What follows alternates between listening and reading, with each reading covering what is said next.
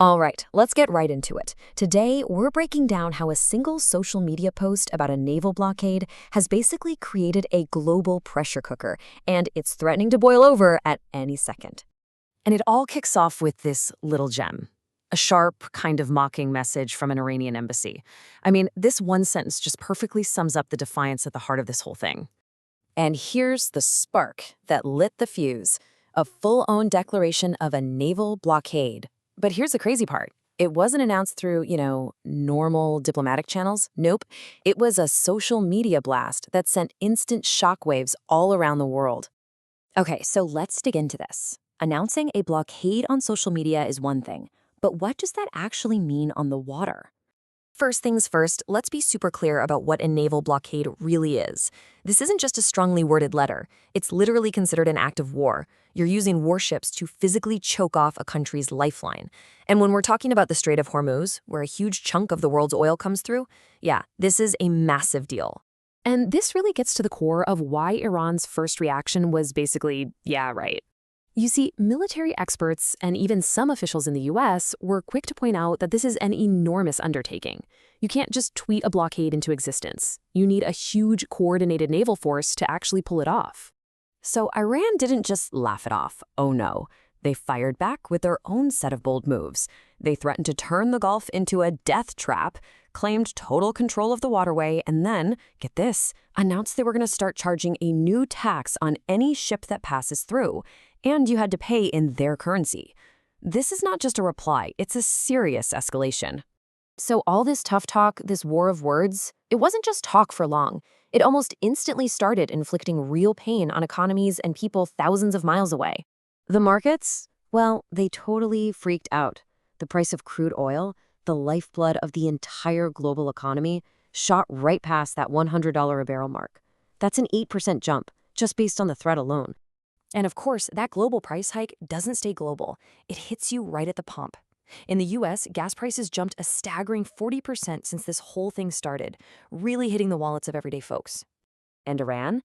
They're just pouring salt in the wound. Their parliamentary speaker actually posted this message with a map of gas stations near the White House. It's basically a taunt, saying, "You think it's bad now? Just wait." So all that economic pain, well, it starts to create a whole new kind of pressure back in the United States. And as the costs kept going up, the support for the conflict started to just fall apart. A new survey just dropped, and wow, it paints a really clear picture. Look at these numbers. Nearly 2/3, a full 64% of Americans now think this war is a mistake. That is a huge shift. And, the why behind this shift is no big mystery. It's the economy. Plain and simple. When everything from gas to groceries gets more expensive because of rising inflation, people's patience just wears thin and fast. And it's not just folks on the street who are scratching their heads. Even senior lawmakers like Senator Mark Warner are openly saying, hey, I don't get the strategy here.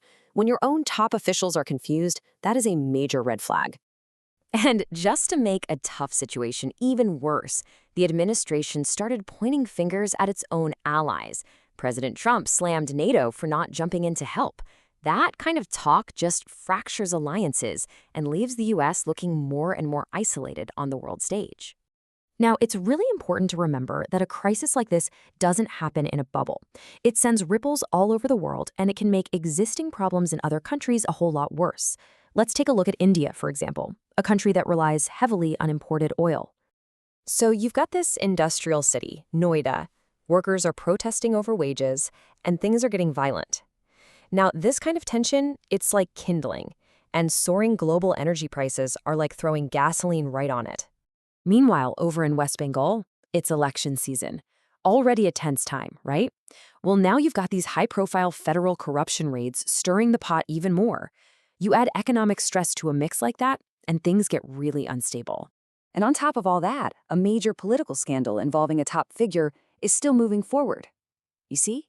Each one of these is a little internal pressure point. A global crisis like the one brewing in Hormuz can easily turn these sparks into a much bigger fire. Okay, so let's zoom back out for a second. When you connect all these dots, from the standoff in the Gulf to the price at the pump to the unrest on the streets of Noida, you start to see this really dangerous picture of a world that is just stretched to its limits. I mean, think about what we've got here. It's like a perfect storm, right? You've got a military confrontation in a vital choke point. You've got the economic fallout hurting millions. You've got the political will collapsing in the US. And you've got all this other unrest bubbling up around the world. It feels like all these different systems are being strained at the exact same time. And it leaves us with this one really unsettling question as we watch all this play out. With so much pressure building on every single front, what's going to break first?